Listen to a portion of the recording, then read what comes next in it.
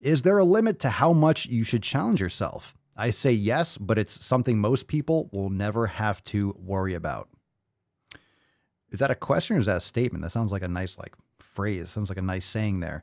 Is there a limit? Of course. I mean, you can over challenge yourself. In other words, you want to challenge yourself with something.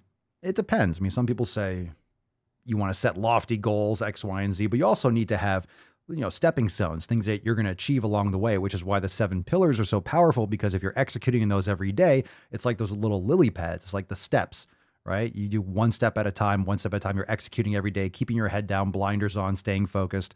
So you want to make sure that you are achieving smaller goals and smaller challenges. So challenging means you're going to have to fucking put yourself out there. You're going to have to work your ass off to conquer whatever that is, right? Whatever it is, like you're like a challenge, whatever the heck that is, whether it's with training, whether it's with your career, doesn't matter. But a limit, I mean, as long as you can handle it, as long as you set yourself up for success and give yourself the best opportunity.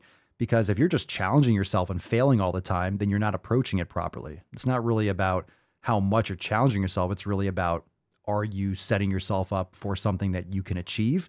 And doesn't mean you don't try, but I don't think there's a limit in terms of challenging yourself with training. You want to make sure you're recovering properly. But I mean, that's really dependent on the actual situation. So there's really no definition there. There really is no way to measure that.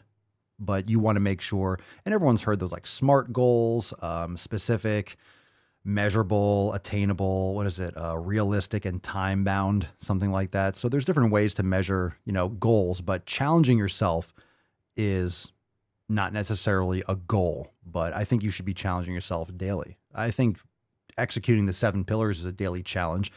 Being consistent is a challenge. It depends on how you frame it, but that's a good question. So you can drop your thoughts in the comments.